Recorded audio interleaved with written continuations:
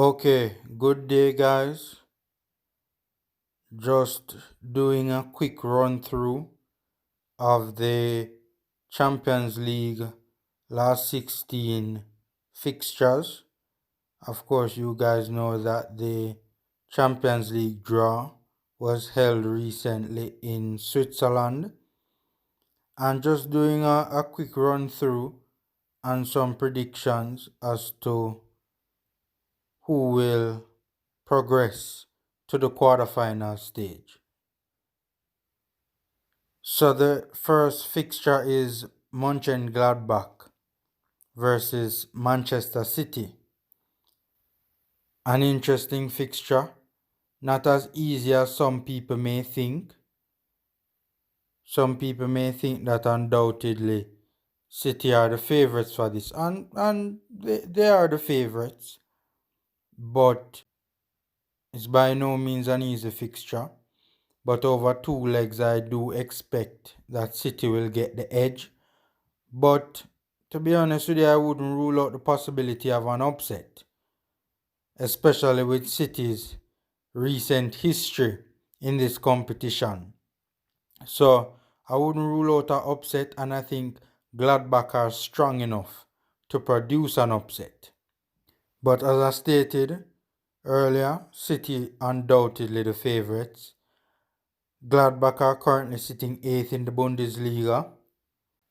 You know, that position might not be very flattering to Mönchengladbach. Certainly their form in the Bundesliga has not been that impressive.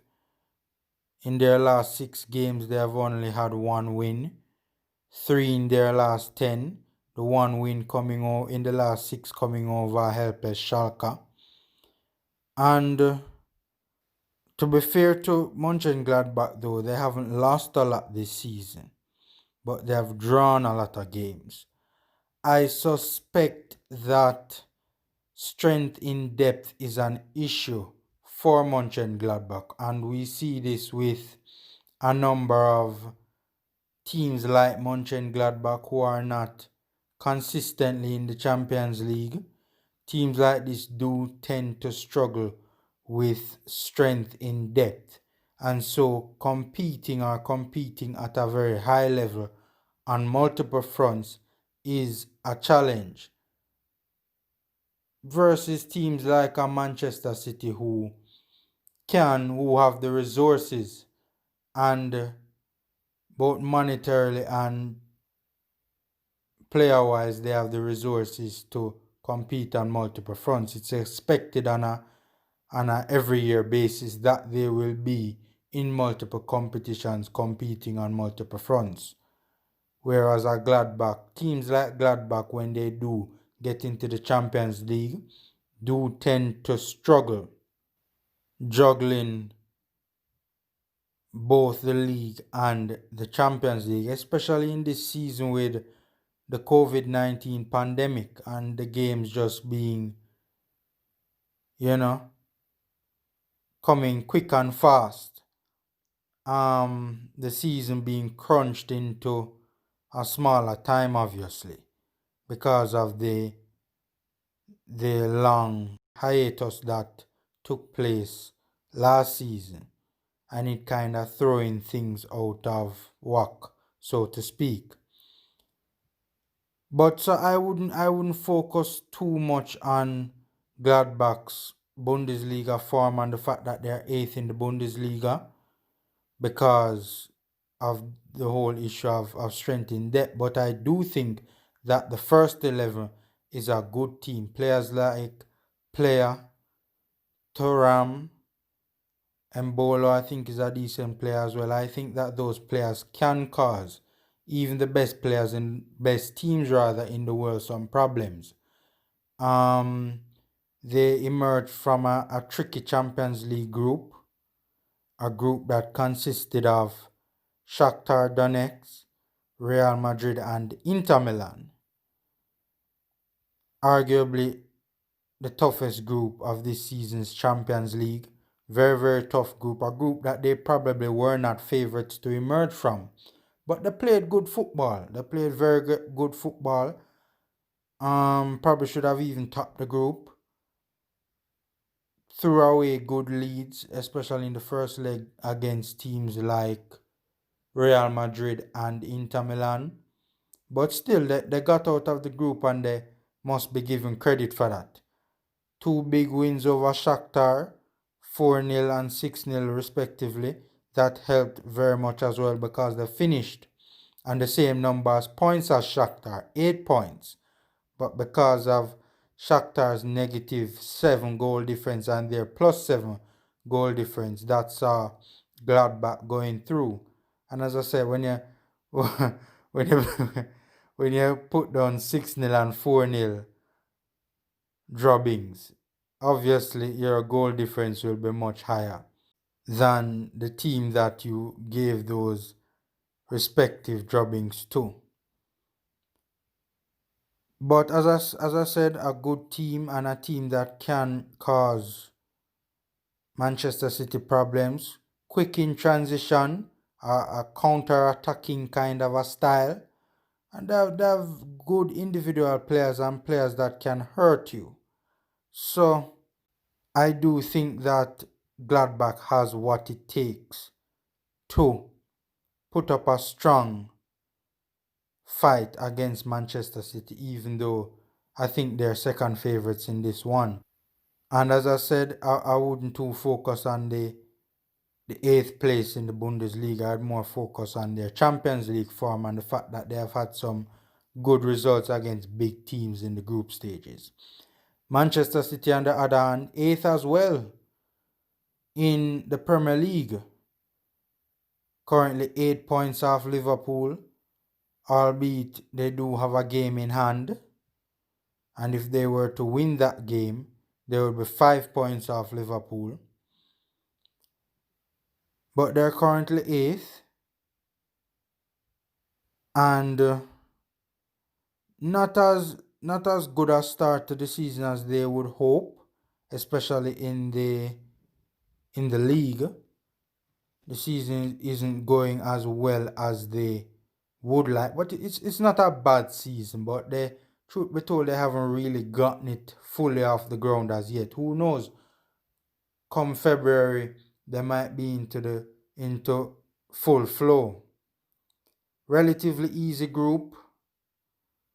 Porto, Marseille, Olympiacos, resulting in 5 wins and a draw.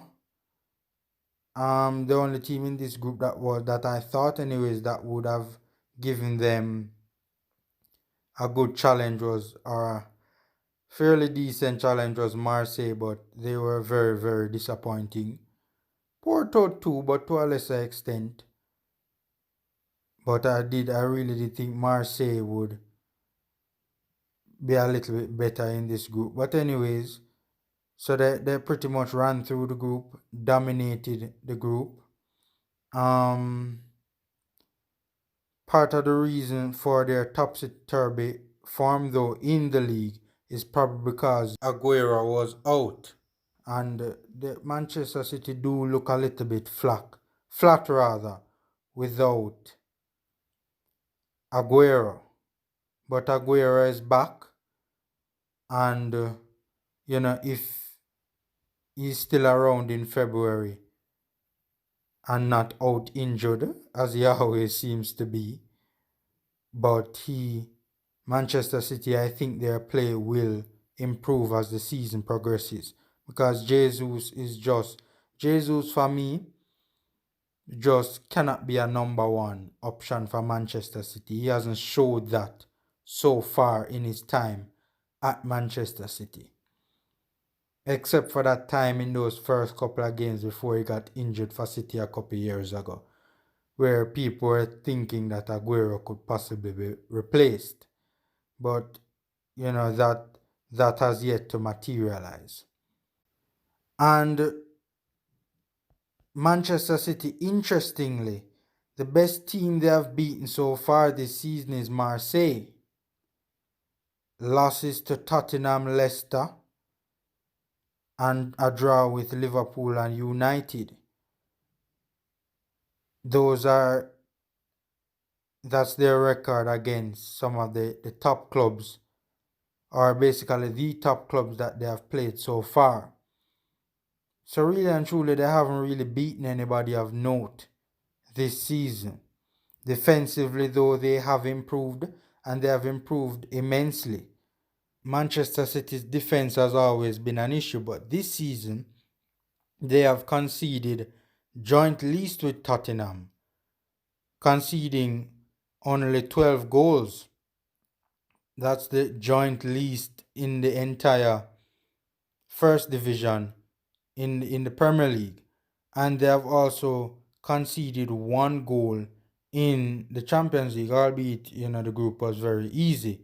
But defensively this season, they have done very, very well, especially with the addition of Ruben Diaz, who has been very good for Manchester City.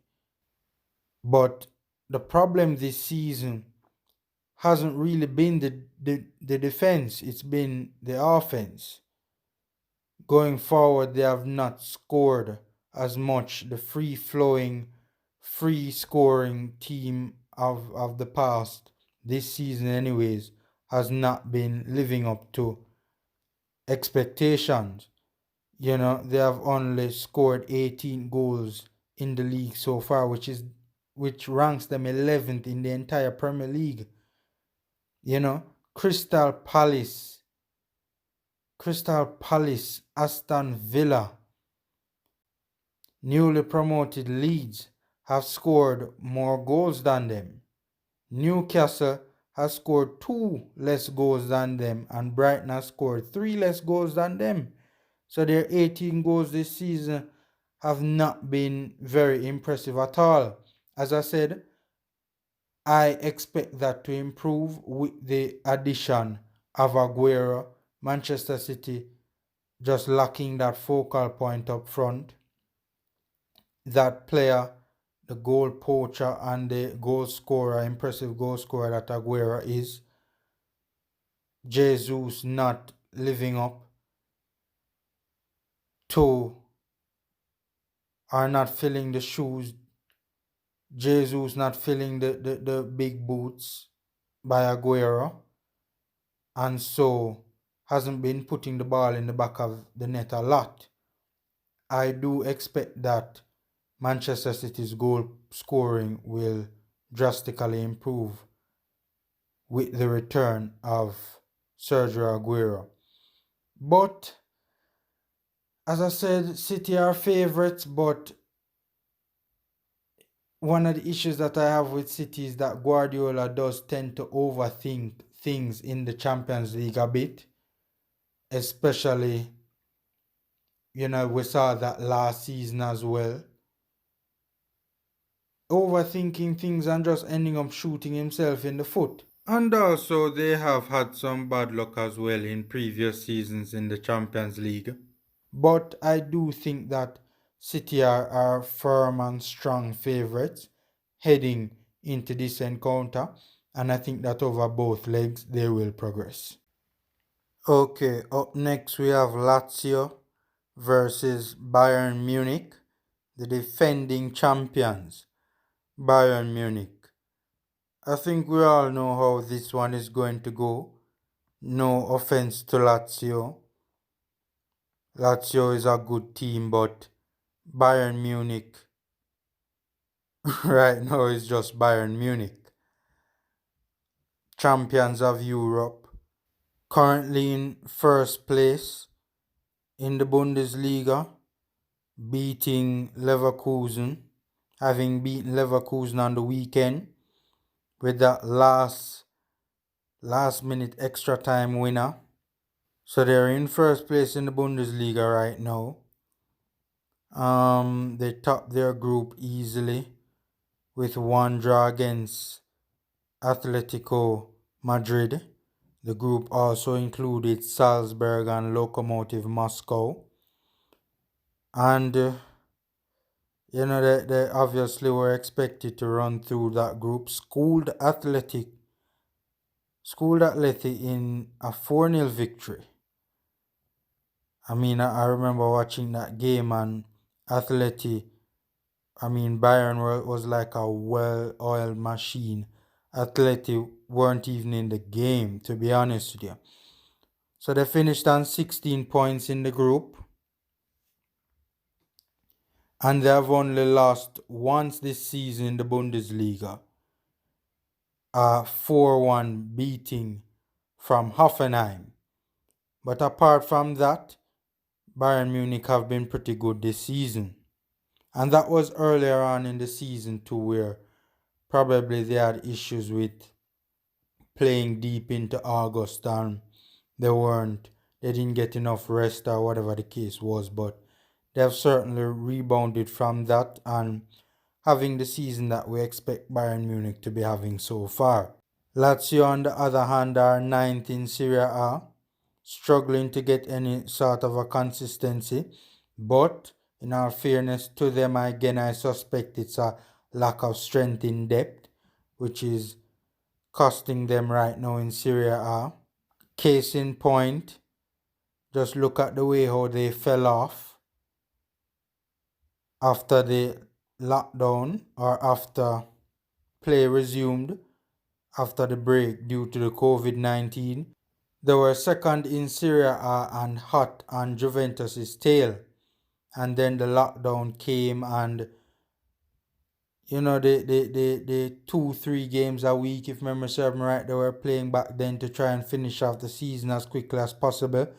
And they couldn't manage so many games in such a small amount of time. They couldn't manage it because they just simply lacked the depth to do so. So I think that is what's affecting them this season. Same thing with Gladbach. But a good starting 11 and a starting 11 that could give Bayern Munich, a good challenge.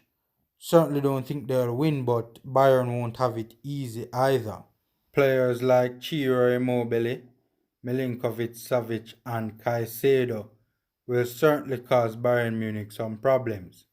They came second in their group to Borussia Dortmund, who they beat once and they drew against on another occasion. And they're actually unbeaten in the Champions League this season.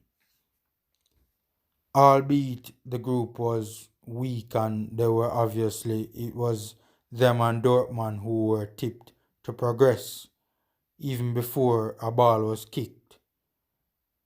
But interestingly enough, against top opposition this season, barring a 4-1 beating at the hands of Atalanta, they have done credibly, mostly draws though, against teams like Juventus, Dortmund and Inter.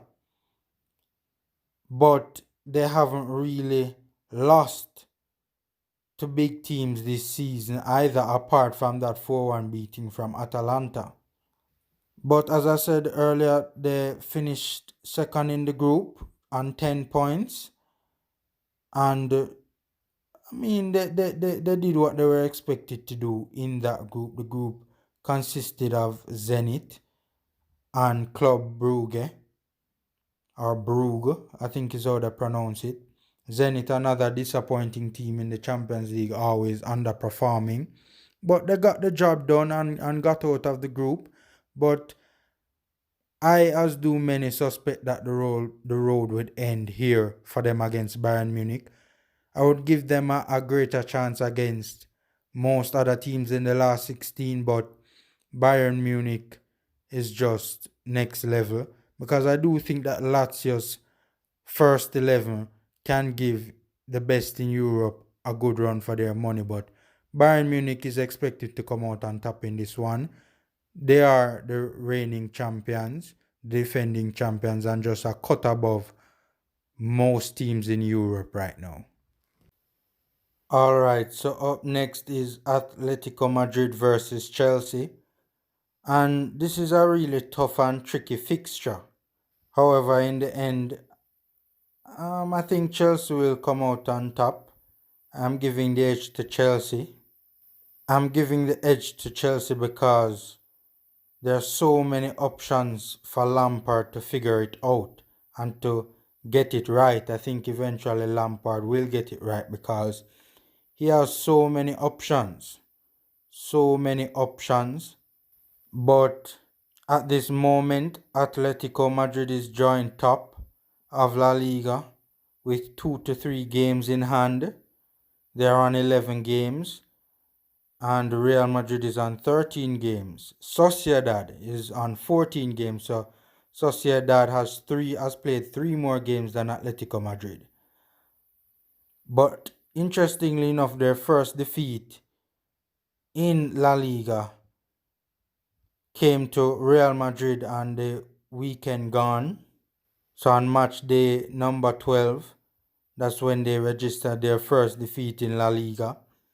João Felix is absolutely on fire. Finally looking like he's justifying that big $100 million price tag after a relatively disappointing second season and a very disappointing first season. Interestingly though, it has to be said that in La Liga, Atletico Madrid is the 4th highest scoring team so far, on 21 goals. The highest scoring team so far is Sociedad, with 24 goals.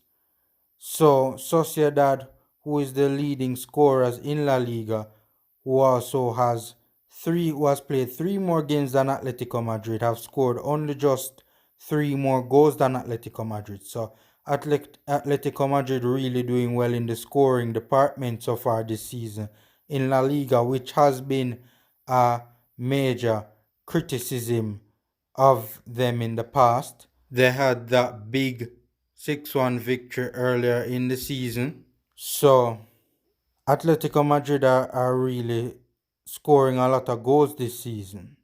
And obviously not surprising that they have only conceded 4 goals. That part of their game is still intact. Only conceding 4 goals this season, and 2 of them coming in one game against Real Madrid. But my major issue with Atletico Madrid is this bridesmaids mentality. Lack of winning culture. I mean, they do win from time to time, every once in every 10-15 years they win La Liga. But runners up in the Champions League oftentimes coming second or third in La Liga. So I question Atletico Madrid's winning mentality. But even though I do give the edge to Chelsea, I do believe that Simeone is the better coach. I believe that Simeone is a better coach than Lampard, and a major plus for Atletico Madrid is that their players have far greater experience and success in the Champions League. I know some people might be wondering how is he giving Chelsea the edge, but I even though all of these pluses are in Atletico Madrid's favor, as I stated earlier, I do think that Chelsea just has way too much firepower. Chelsea is currently 7th in the league, 6 points behind Liverpool. And they have spent a lot of money this campaign. If I'm not mistaken, they spent the most money out of any team in the summer transfer window. But this season, however, they have been inconsistent, dropping points where they really shouldn't. But as I stated earlier, they have so much firepower that I do think eventually Lampard will figure it out. And I think Lampard is a decent enough coach. While not in the same league as a Diego Simeone, I do believe that Lampard is a decent enough coach to figure it out. They topped their group, albeit a relatively easy group, with Sevilla and Krasnodar and Reims, including a 4-0 beating of a decent Sevilla team. But as I stated, I simply give Chelsea the edge because I think they have way too much firepower for Atleti, even though the likes of Werner and Co sometimes have been inconsistent, especially Havertz. Even before the transfer was made, when it was still in the rumor mill, I said that there are better options out there. There was even better options on Bayer Leverkusen's team, I thought Leon Bailey was a better player and better suited for the Premier League than Kai Havertz. But I think Kai Havertz is a mistake. I don't think that will ever change. I don't think he'll find his feet in the Premier League at all. And to be honest with you, I'm not and have never been a big fan of Kai Havertz. But Chelsea, though, the biggest team they have beaten so far this season is Sevilla. So, but even though I know that right now some people might be like, how could you choose Chelsea over Atletico Madrid? As I said, man, it's just so much firepower. Pulisic, Ziyech, Werner. I just like it's just so many options. They even have very good players out on loan. So many options, so much world class players, world class talents that I do tick them to be favorites.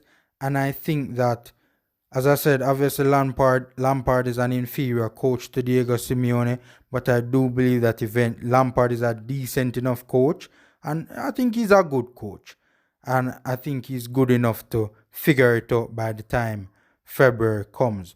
But if Atletico Madrid win, it is obviously by no means an upset. By no means an upset. Atletico Madrid is a good enough team easily to beat Chelsea. But as I stated earlier, it's a tough and tricky fixture. But I'm just gonna give the edge to Chelsea, all things being equal by the time February comes around. I think Chelsea would edge it. Okay, up next is RB Leipzig versus Liverpool, and this one, the first leg, will be taking place at the Red Bull Arena.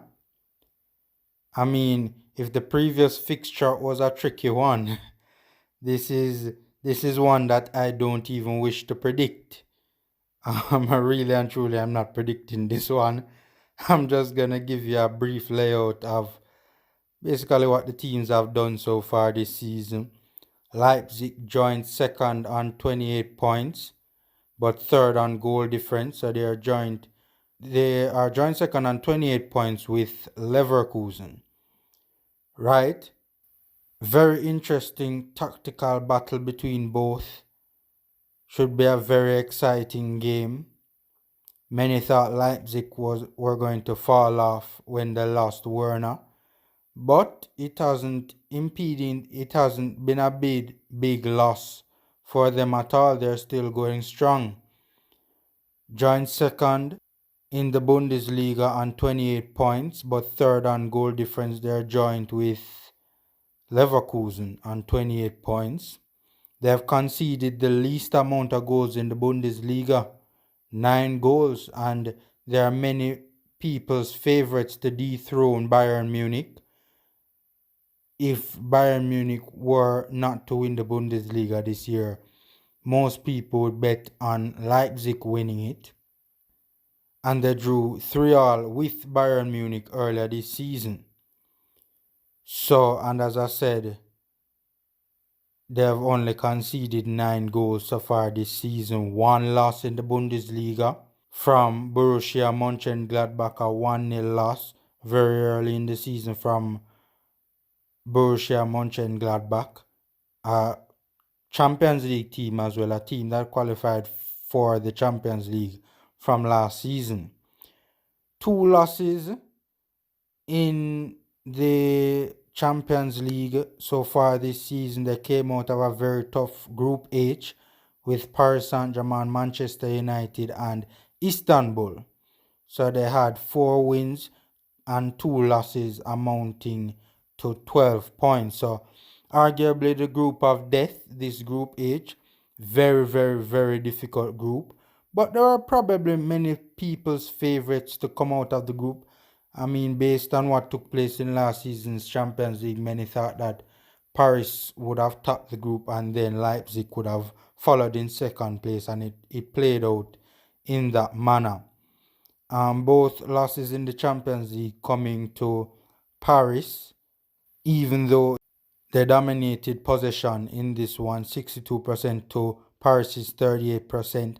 In Paris at the Parc des Princes, So clearly, I mean, it's a very good team. They have the capability to dominate possession at the opponent's home ground, even if the opponents are Paris Saint-Germain. So a very good team and a very good coach, Julian Nagelsmann, who really likes to switch up tactics and switch up personnel. I mean, it's a coach that you really cannot study, and that is why this is also such an interesting battle between himself and Jurgen Klopp. Liverpool first in the Premier League, most goals scored in the Premier League, 13th in the league for goals allowed. They have allowed 19 goals so far. However, 7 goals against, 7 goals rather from Aston Villa would have had a big hand to play in that, in those 19 goals. And really and truly, that was a glitch in the matrix. So far, there have many people were worried earlier on in the season when that happened, but clearly Liverpool have bounced back. I remember that game, and it was really shambolic defending, to say the least, from Liverpool. They were all over the place, and Aston Villa were excellent on that day as well, and probably should have scored more than 7. One loss so far in the Champions League, coming from Atalanta, the second strongest team in the group. Van Dijk didn't play that game, so that's very interesting to note. But it's also very interesting to know that Liverpool didn't register a single shot on target in that game. But this also says that Anfield this season probably won't be as invincible a ground as in previous seasons, because Liverpool fans help Liverpool tremendously, and obviously this season there are no fans in the stand so far this season. But who knows if this is likely to change as the season progresses by the time we get into February. Honestly, the way it's looking in England, it doesn't look like there are gonna be fans in Anfield come February. And it's also interesting to note, though, that this season their 2 losses have come against teams that play free-flowing and attacking football, teams that like to get forward. Aston Villa likes to get forward. Atalanta likes to get forward. Basically, against Aston Villa and Atalanta, they're gonna get chances, no doubt about it. So their 2 losses, interestingly, came at teams that like to take it to the opposition. A relatively easy group: Atalanta, Ajax, and Midtjylland. So no surprise that they qualified from the group and topped it. 4 wins, 1 draw, 1 loss, amounting to 13 points. But one of the things that has really interested me with Liverpool this season is that even though they have had a lot of injuries to the likes of Van Dijk, Matip, Keita, Thiago, Jota, Gomez are some of the players that have been out this season at different points in time, they still have managed to keep going and going strong, which really and truly shows their strength in depth, right? So overall, it's a very good team, and more than likely most, if not all, of these individuals will be back by February. So it's going to be a very interesting matchup. But Leipzig are the team that Liverpool should be very careful of because of their dynamic play, because of their coach and his dynamic tactics. And as I said, a very interesting matchup between Leipzig and Liverpool. One that I really and truly dare not predict. We at Formula Sports will just sit back and watch how this one plays out come February. But as we have to mention, though, a number of things can happen between now and February, and that can have a major impact on what takes place in February. This fixture is almost 2 months away. So, but right now, we're not even going to predict this one. We'll just wait and see how this one plays out. Okay, up next is Porto versus Juventus. And this is, for most people, including myself, a pretty straightforward one. Even though Porto has a lot of pedigree in the Champions League, always reaching the knockout stages.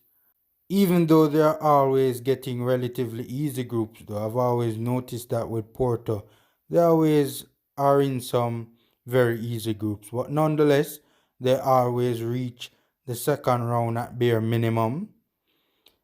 As I stated, a lot of Champions League pedigree, 8th most match wins in Champions League history, 114, joint 9th in titles won, 2 titles won alongside Juventus, they're joint 9th with Juventus, interestingly. 10th in appearances in the history of the Champions League, 29 appearances overall, 7th most in matches played, 251 matches played in their Champions League history, and 9th overall in most goals scored, 374. So they're one of the premier clubs and one of the most successful clubs in the Champions League. But I still think that it is a relatively straightforward fixture. Pretty good performance in the group stages. 4 wins, 1 loss and 1 draw. The 1 loss and the 1 draw coming from Manchester City. Not a bad performance against one of the best clubs in Europe. There are 4 wins and the 1 loss and a draw amounting to 13 points. So a pretty decent performance. The only team in the group that they really stood no chance against was City. Everybody else they stood a good chance of beating, even though I thought Marseille would have progressed ahead of them initially. But Marseille was very disappointing to say the least. But the second spot was always gonna be, in my opinion anyway, at the beginning of the Champions League season, a battle between Porto and Marseille. It obviously didn't materialize that way, and Porto going through. Right now they're currently third, just behind Sporting and Benfica, third in the Portuguese league, and historically the Portuguese league has always been a battle between those three. So far a decent season for Porto, but as I stated earlier, no matter how much pedigree they have, Juventus will always be the favourites. Juventus are currently third in Serie A to shock leaders AC Milan. Nobody saw that coming. Everybody thought that even if at this stage Juventus weren't leading, at the very least Inter would be the ones that would be in front of them. But as it happens, both Milan clubs are currently just ahead of Juventus in the table. Juventus has had no losses so far this season in Serie A. However, though, a lot of draws. They have drawn a couple of times this season. 1 loss of the entire season coming from Barcelona in the Champions League. And this was when they were without Ronaldo rather, due to Ronaldo testing positive for COVID-19. They topped their group with Barcelona on goal difference. Other teams in the group being Dynamo Kiev and Ferencvaros. And they had 5 victories and 1 loss amounting to 15 points. As I said, they topped the group based on goal difference because both they and Barcelona had 1 loss apiece. But Ronaldo is expected to be the X factor in this game. He's in fine scoring form. Morata as well is in good form. Both have formed a good partnership up front. So this one is a very straightforward encounter, and we do expect that Juventus will progress to the quarterfinals. Okay, up next is a relatively easy fixture as of right now, as of where things stand right now. Barcelona versus Paris Saint-Germain. And of course, we would never normally say that this is an easy fixture. Gone are the days when you would have to say this was a tough one, or you would give Barcelona the edge. But of course, in recent times, Barcelona not doing so well, to put it mildly. Currently, they are fifth in La Liga, struggling to gain any sort of momentum or consistency. And they started off the season okay, but has since faded and faded badly under Ronald Koeman. But in all fairness to them, they do have a long time between now and February to get things right. A transfer window in between as well. So who knows? Let us watch and see if Barcelona can get it right. I think one of the reasons also that has led to them falling off is the injury to Ansu Fati. I think Ansu Fati, when he went out with that long-term injury, it really put a dent in Barcelona's operation, or in Barcelona's season. And even though they are fifth in La Liga, they do have two games in hand amongst most of the top competition. 4 losses in 12 games in La Liga so far this season, including losses to Cadiz, Atletico Madrid, Getafe, and Real Madrid. I think it's fair to say that those losses against Cadiz and Getafe should have been avoided. But nonetheless, it happened. One loss in the Champions League to Juve in a relatively easy group, Juventus being the only other powerhouse in that group.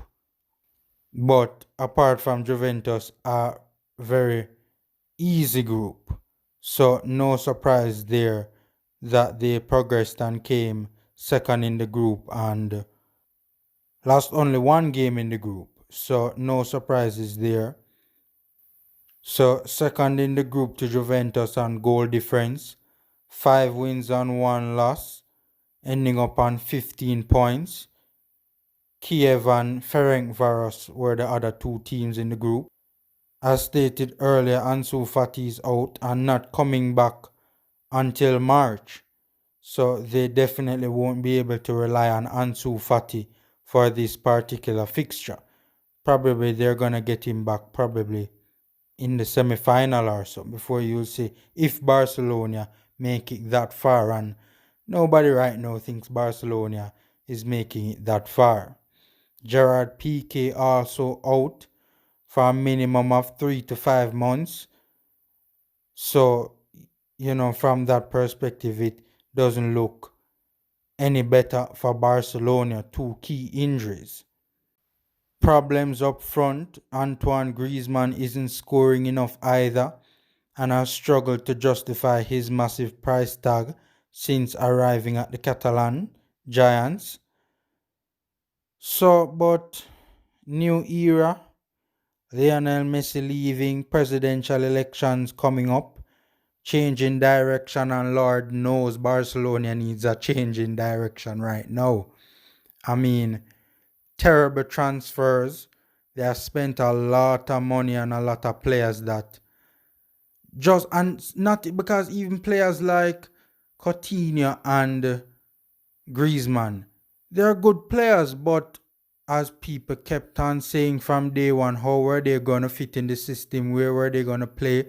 Griezmann's best position is out wide on the right. That's where Messi plays. How are you gonna put Griezmann out wide on the left and expect the same level of production? It just didn't make sense. A number of they spent a lot of money on players that just haven't lived up to their billing either. Dembele is one of them that they spent nearly £100 million and he hasn't materialized into what they thought he would be. Interestingly enough, they have spent a lot of money on similar kind of players. Malcolm, Griezmann, Dembele, a lot of money spent on similar kind of players who their best position is on the right and wide right, on the wing on the right. Obviously, that's where Messi occupies. That doesn't make any sense. So Lord knows they need a change in direction, change in president. Bartholomew needs to go. And so, let's see if Barcelona can change direction, and let's see if their new board and new president can get things going again, or can get Barcelona, return Barcelona to previous heights. Paris Saint-Germain, beaten finalists last season, always underachieving in the Champions League, but managed to get it right last season. But so far this season, they haven't had as dominant a start as they normally would have in league. But they are still favorites, still start as strong favorites in this tie. Probably the reason for them not being as dominant early in the season so far is because they played deep into August and hence fatigue, even though they had a long break before the Champions League. But I guess those couple of Champions League fixtures would have taken its toll, and also the fact that they would have still had to, they couldn't go on vacation, and they still would have had to have been doing some sort of a training to keep themselves in shape for the upcoming Champions League fixtures at the back end of last season. But who knows? They have had 4 losses in 15 games in the league, including losses to league leaders Lyon, Monaco, Marseille, and a shock 1-0 defeat to Lens, which has left them third in Ligue 1 and playing catch-up. Thiago Silva, in my opinion, was a massive loss for PSG last season. They should never have let him go. I mean, the leadership qualities that he brings to the table is just cannot be matched. But on the other hand, this season they have been going well in Europe. Topped arguably the group of death, Group H, a group featuring Leipzig, Manchester United, and Istanbul. 4 wins, 2 losses left them on 12 points. And of course, Neymar will be coming back in January for the clash with his former club. And Neymar is such a key player for them, a massive player for them. I mean, Neymar's attitude change about midway last season just really did wonders for the club. You saw where they went, you saw where it took them. I mean, about midway through the season, he stopped whining and stopped complaining and just started playing football, and he seems happy now. He seems like he really wants to be in Paris, genuinely wants to be in Paris. And so his return for that clash in February is a big, big deal for Paris Saint-Germain. Neymar at his best is unplayable. But as I said, right now as things currently stand, Paris Saint-Germain big favorites. They'll win this tie easily, but still almost 2 months to go before this clash. A lot of things can happen. Even though Barcelona don't have any money, let's see what happens in the January transfer window as well. But Paris Saint-Germain, heavy favorites for this one undoubtedly. Alright, up next we have the free-flowing Atalanta versus Real Madrid. 13-time champions Real Madrid. Obviously Madrid start favorites in this one and are expected to progress in this one. Atalanta quarterfinalists last year in the Champions League, and a good team, a solid team, well-coached team. Right now they're 8th in Serie A, which has surprisingly been very competitive this year. However, they do have a game to 2 games in hand against teams around them in the Serie A table.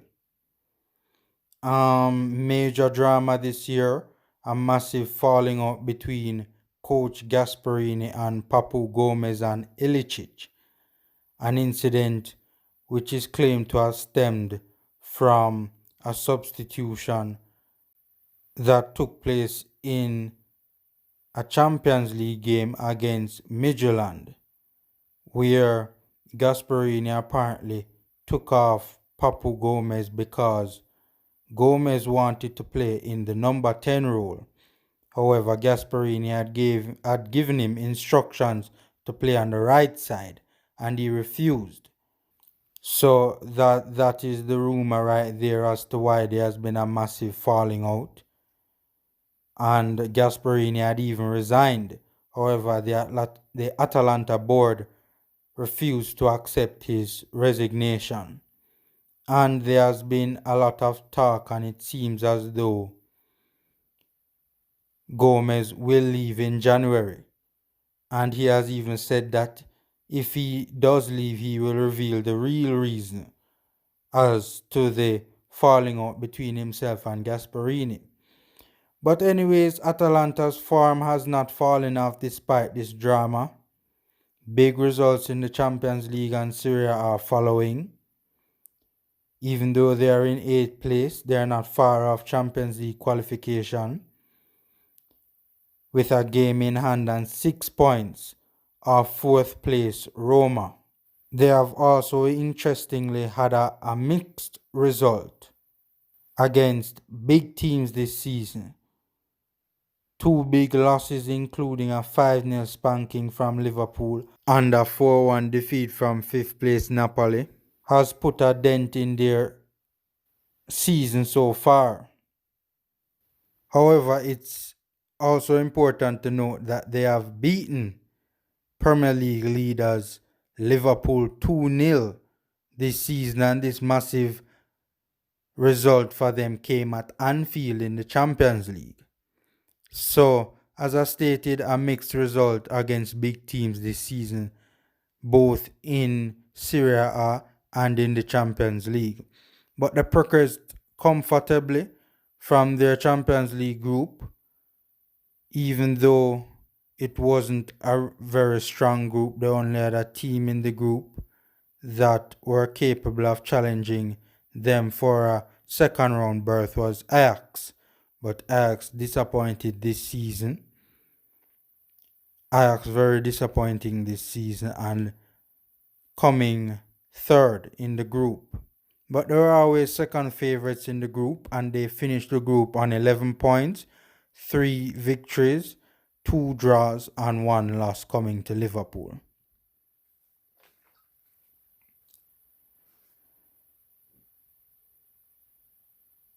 Real Madrid again starts favorites in this last 16 tie. Because of the standard, it's sometimes difficult to give a fair assessment as to where clubs like Real Madrid are in their season. Different variants such as standard of play and weekly results can play a determining role in terms of making an assessment as to where Madrid is or where teams like Madrid are in the season. And of course, sometimes it varies from week to week or from game to game. And a lot of the times, clubs like these are criticized during the season. But come the end of the season, they win trophies or they win silverware.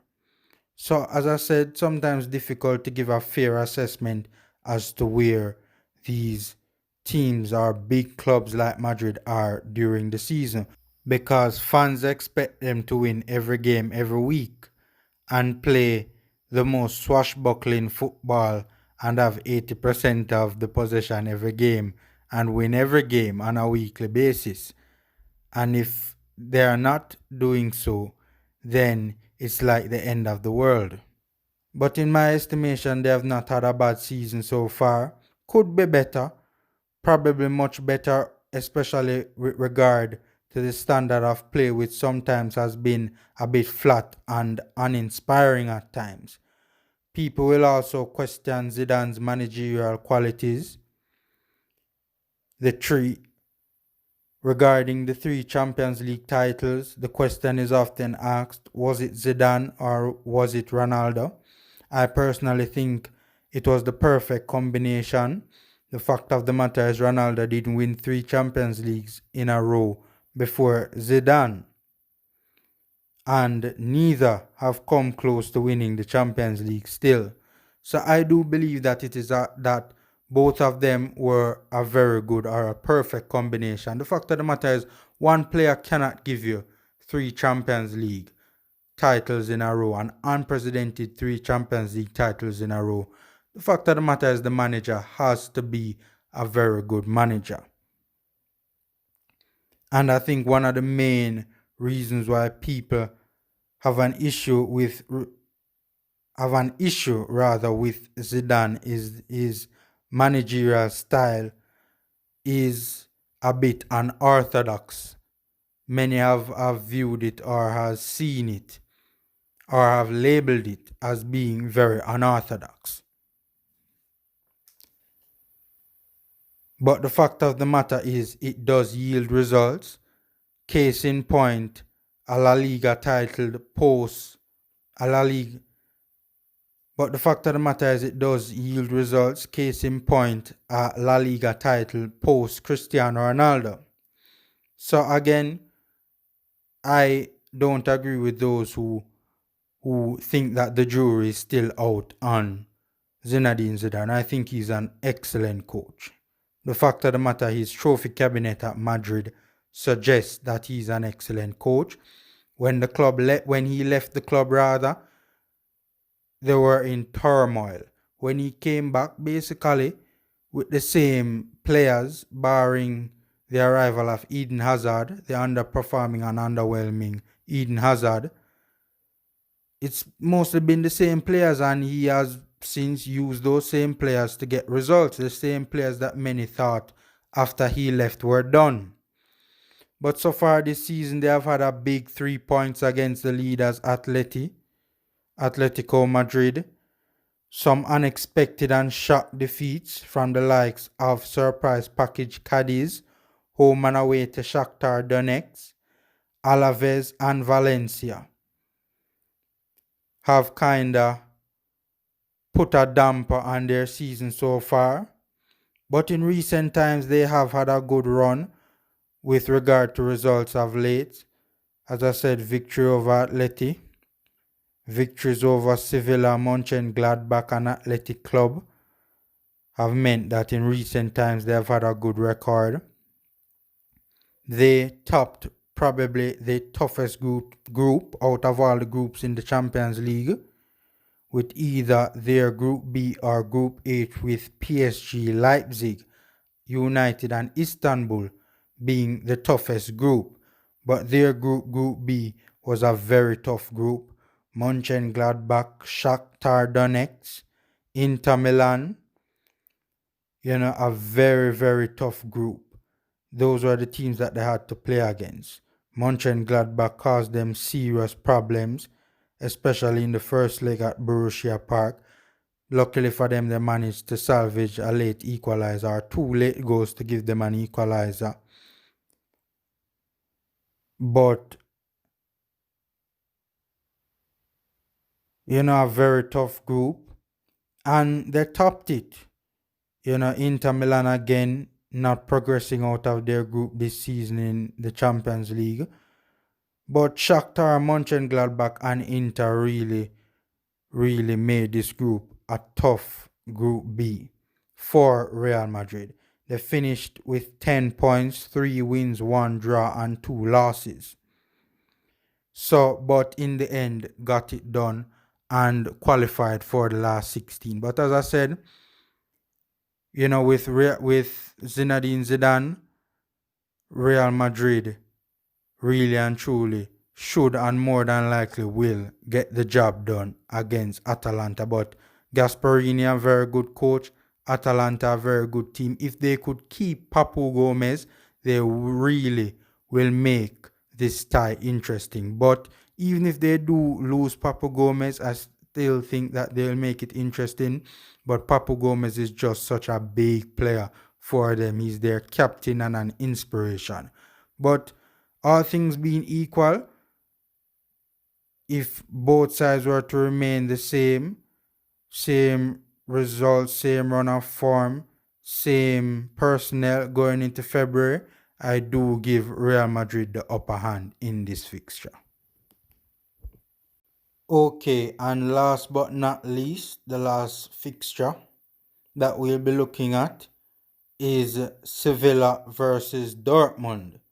Sevilla, the kings of the Europa League, having won the tournament multiple times in the last couple of years.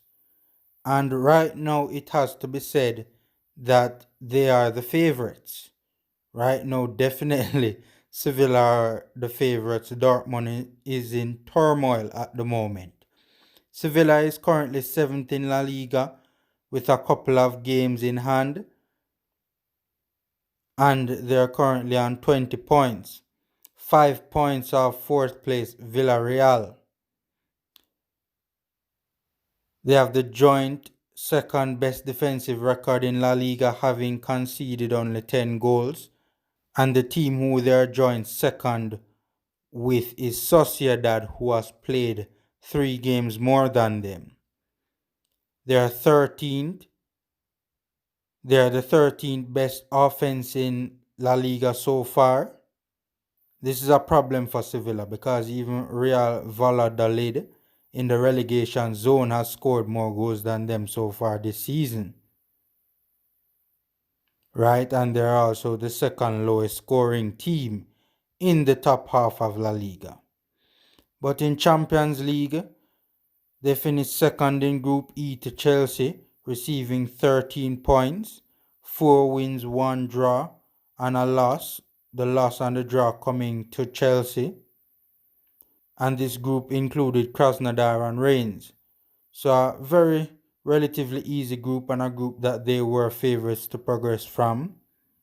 Dortmund, on the other hand, they are languishing in 5th spot, already 8 points off leaders Bayern Munich and seemingly out of contention for knocking Bayern off top spot.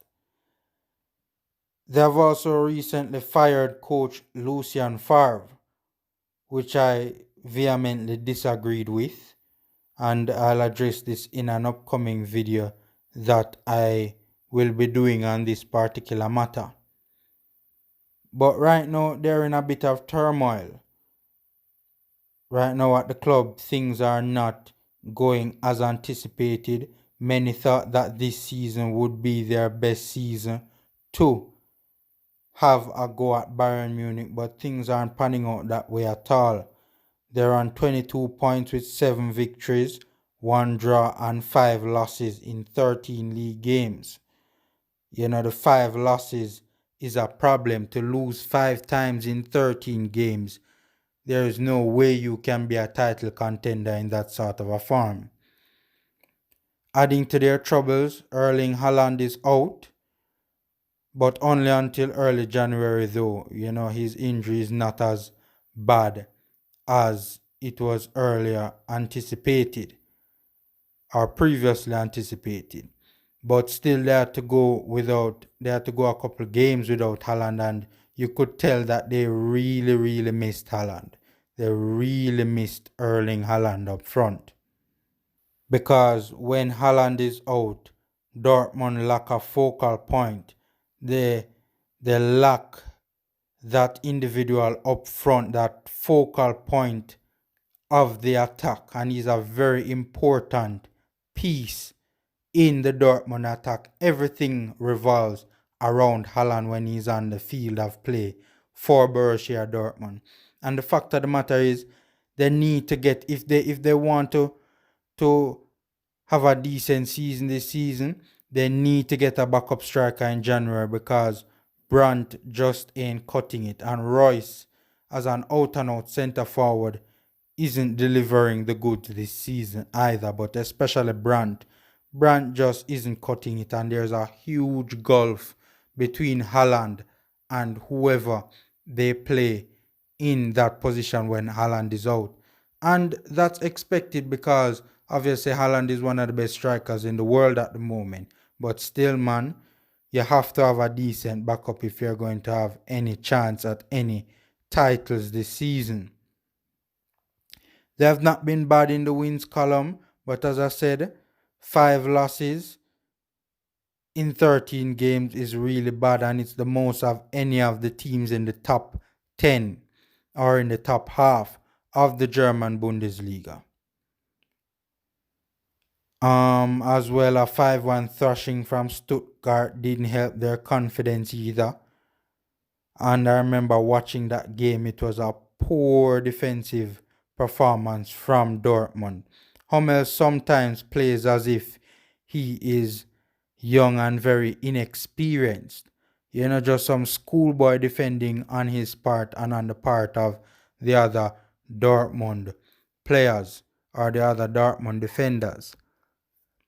And they were without Haaland in this game, and it was just a hot mess from start to finish. Interestingly, in this Dortmund team, one of the things many people are pointing to is that there are a number of under 21s and teenagers who are regular starters or very important players in this team. And it tells, the fact of the matter is the inexperience obviously will lead to inconsistency. And with the exception of Haaland, the rest are sometimes inconsistent. Even Reina at some points in time this season has not played well. But Haaland is just a beast, man. Every time he's on the field of play, he's just a beast for Dortmund. But a very inexperienced team, and obviously, this will show with regards to consistency. But with Dortmund, any card can play. They will have Haaland back because he'll be back in January. And so that is very good for them. Without Haaland, I would not give them a chance in this game. Frankly speaking, without Haaland, they will lose over both legs. But Haaland will be back in January, so that's good. And right now, they currently have an interim coach. If they can get a good coach to come in over the second half of the season and basically get things back on course, because they have talent and they have good players that can do very well, but they need a good coach, man. They really do need a good coach. Even though I didn't think Favre was a bad coach, I think they should have given him some time to figure it out, because his history with Dortmund hasn't been bad at all. Even though they had a rocky season or a rocky start to the season so far, I still would have stuck with Favre a little bit more. But right now, like how Favre is out, they need a good coach to come in and steady the ship. In the Champions League group stages, they finished on top of their group with 13 points, a group that included Lazio, Brugge, and a disappointing Zenit. But a relatively easy group, so not surprising that they topped it. They had a loss. Their one loss and draw came to Lazio, which is also not surprising. But as I said, Dortmund, they have enough time, almost 2 months, between now and when they will have to face Sevilla. And they really do need to get this ship back a sail. Right now I'm giving Sevilla the edge in this one, because Dortmund is just all over the place right now. But they do have the capacity right now, especially with Haaland coming back. They do have the capacity to win this game, but they do need to get things back afloat. Alright, so that's it. We have finished looking at all the fixtures for the upcoming round of 16 games. Some very interesting games here, some very exciting games. One of the games that I'm really looking forward to is Leipzig and Liverpool, who I failed to predict, who I think would go through on that one. That's a very interesting fixture. Two potential or two teams rather, that could or has the ability to win the Champions League. So a title contender will definitely be knocked out in the round of 16. But as I stated, these predictions are based on what is taking place now. A lot of things, good or bad, can change in between now and February, and I do intend to do a follow-up video in the couple days leading up to the last 16 fixtures based on where things stand at that point in time. But still a long way to go before the last 16 kicks off in February. Anyway, guys, take care until we meet again.